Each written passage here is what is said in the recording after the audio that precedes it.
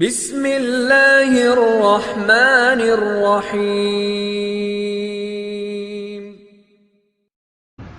آگے ماہ مبارک آ رہا ہے، یہ رجب آخر رجب ہے، تقریباً 17-18 ہو گیا ہے، تو رمضان کو بھی تقریباً 40 دن 45 دن باقی ہے۔ رمضان میں ہماری محنت بڑھ جانی چاہیے۔ حضور علیہ السلام کی رمضان میں محنت بڑھ جاتی تھی۔ ماہ مبارک میں جو ہے حضور صلی اللہ علیہ وسلم اپنا کام بڑھاتے تھے، گھٹاتے نہیں تھے۔ وہ روایت ہے کہ رمضان میں آپ علیہ السلام بستر پر تشریف نہیں لاتے تھے، آپ کا کام بڑھتا تھا۔ اور فتح مکہ رمضان میں، بدر رمضان میں،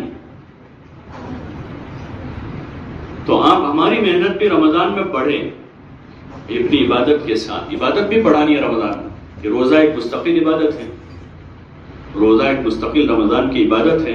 حضور علیہ السلام رجب کا چاند دیکھ کر رمضان کا انتظار کرتے تھے، دعا مانگتے تھے، اللہم بارک لنا فی رجب و شعبان وبلغنا رمضان، کہ اللہ ہمارے رجب شعبان میں برکت دے دے اور ہم کو رمضان تک پہنچا دے۔ ابھی سے رمضان کی تیاریاں ہو رہی ہیں۔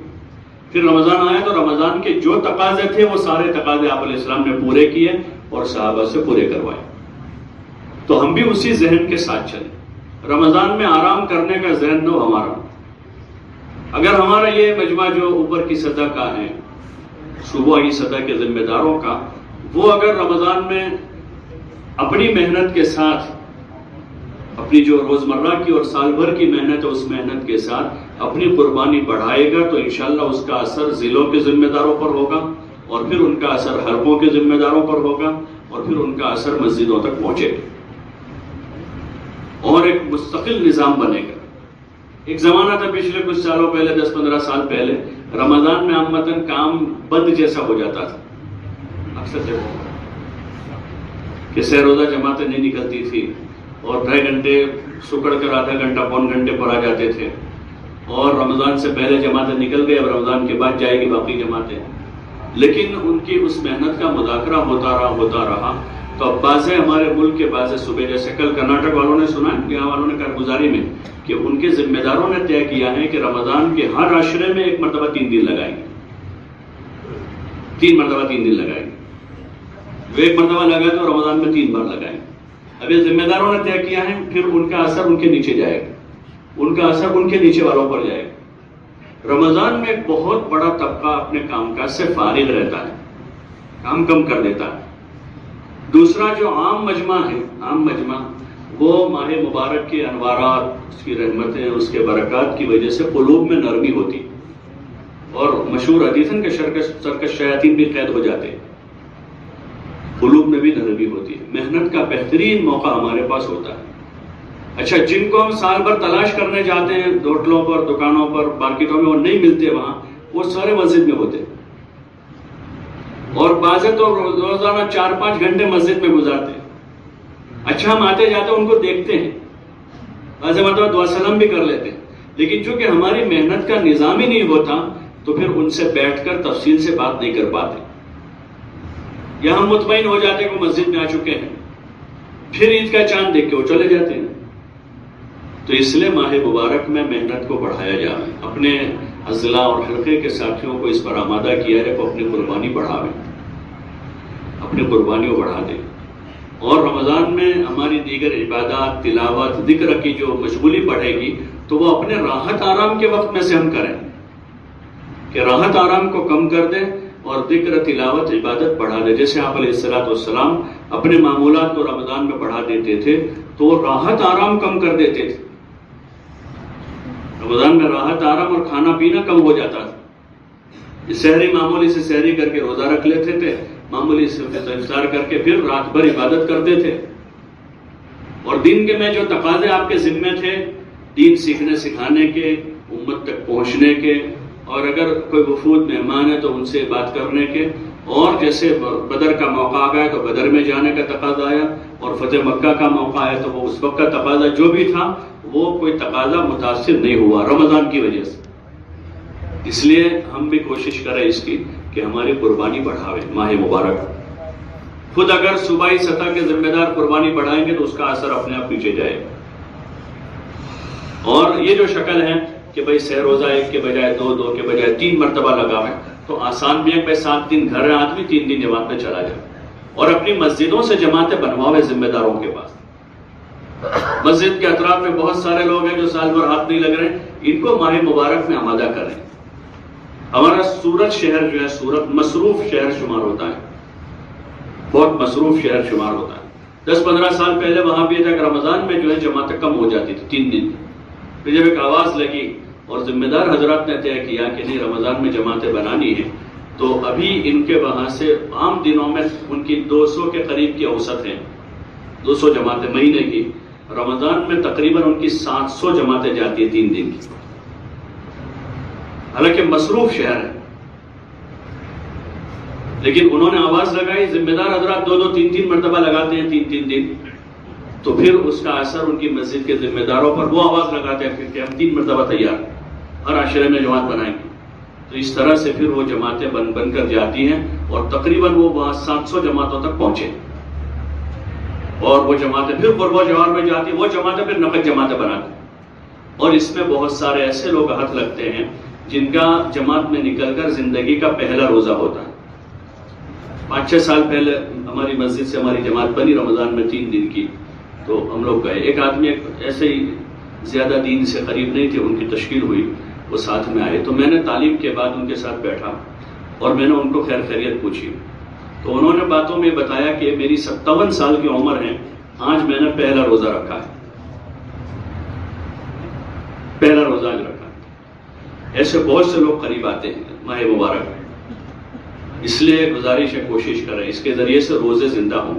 مولانا یوسف صاحب رحمۃ اللہ علیہ فرماتے تھے جن چیزوں کو لے کر پھریں گے وہ چیزیں دنیا میں زندہ ہو جائیں، اور یہ ماہ مبارک سے پہلے شعبان کے بیان میں ہی فرمایا، خاص وہ رمضان کی خروج کی تاکید کر رہے تھے مجمع کو کہ بھئی رمضان میں روزوں کے ساتھ پھریں گے تو دنیا میں روزے زندہ ہو جائیں گے۔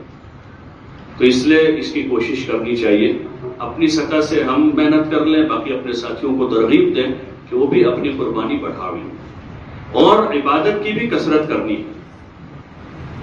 جو فضائل ہے عبادت کے ماہ مبارک، اس کے بھی وہ بھی اپنی جگہ پر ہے۔ دعوت الگ چیز ہے، عبادت الگ چیز نہیں ہے،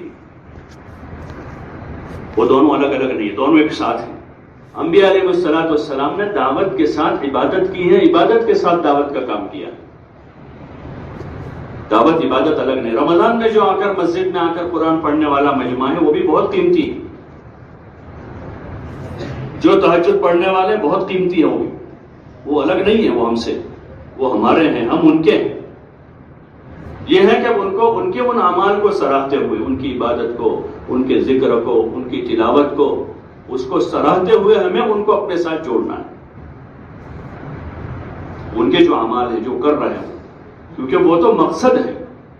وما خلقت الجن والانس الا لیعبدون، کہ ہم نے جنات و انسان کو صرف اور صرف اپنی عبادت کے واسطے پیدا کیا، وہ تو مقصد میں لگے ہوئے، عبادت بھی مقصد ہے، اور مقصد اول وہی ہے، فرائض کے اہتمام کے ساتھ نوافل جو فرائض کی تکمیل کا ذریعہ بنیں گے تو وہ الگ نہیں ہے، لیکن چونکہ وہ ایک یعنی بعض افراد کی زندگی میں ہیں، اور ہم چونکہ حضور کے امتی ہمارے ذمہ ہیں کہ ہم اپنی عبادت اور اپنے اعمال کو قابو کرتے ہوئے پوری امت کو ان اعمال میں شریک کریں، یہ ہماری ذمہ داری ہے دوسری۔ تو اس لیے ہم ان کی ان عبادت کو، ان محنتوں کو سراہتے ہوئے اپنے اعمال میں، اپنی تعلیم میں، اپنے مشوروں میں، اپنے خروج میں ان کو اپنے ساتھ شریک کریں، اور ہماری بھی عبادت بڑھ جائے۔ بس وہی ہے کہ رمضان میں راحت آرام کم کرنا ہے، راحت آرام اور فضول لغویات جو عشاء کے بعد، تراویح کے بعد ایران دوران بازاروں مارکیٹوں میں جو ہوتی ہے عموماً کھانے پینے کے نام پر، تو وہ چیزیں ختم ہو، اس کی کوشش کریں تاکہ ہمارا وہ وقت عبادت میں لگ جائے۔ بھائی تراویح کے بعد موقع ہمارے پاس آدھا پارا اس وقت پڑھ لیں، فجر بعد موقع اس وقت پڑھ لیا، ظہر بعد کچھ پڑھ لیا، کیونکہ باقی دیگر اوقات میں ہمیں ملاقاتوں میں، گشتوں میں، تقاضوں پر ہیں، تاکہ ہماری تلاوت بھی قابو میں رہے، ذکر بھی ہم کر سکیں، نوافل بھی پڑھ سکیں، اللہ سے دعائیں بھی مانگ سکیں۔ اور ہم ایک بڑی سنت ہے اعتکاف کی رمضان میں، حضور علیہ السلام نے ہمیشہ معمول بنا کر اعتکاف کیا، تو وہ بھی ہم قابو کر سکیں۔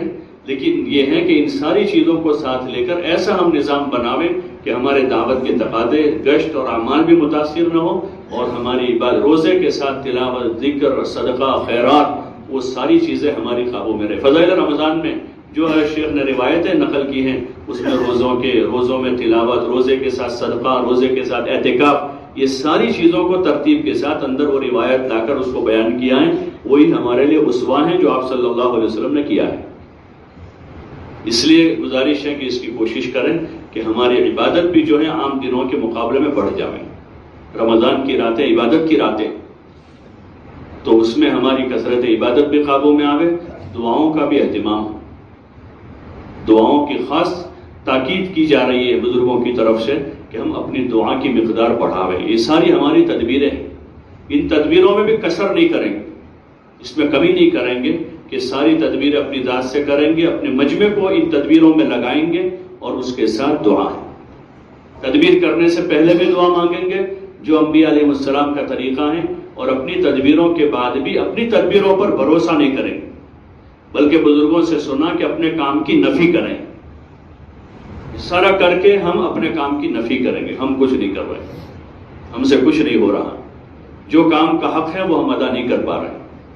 اور اللہ کے سامنے عاجزی، انکساری جو اللہ کو بہت زیادہ پسند ہے، بندے کی عاجزی اور انکساری، کہ ان ساری تدبیروں کے ساتھ عام دنوں میں بھی جو خاص اوقات ہے دعاؤں کی قبولیت کے، جیسے تہجد کا وقت ہے، فرض نماز کے بعد کا وقت ہے، جمعہ کا دن ہے، مسافر کی دعا قبول ہوتی ہے، اس نوعیت کے بعض مخصوص اوقات ہے، تو ان اوقات میں بھی اور ان کے علاوہ دعا کے لیے کوئی وقت مکروہ نہیں.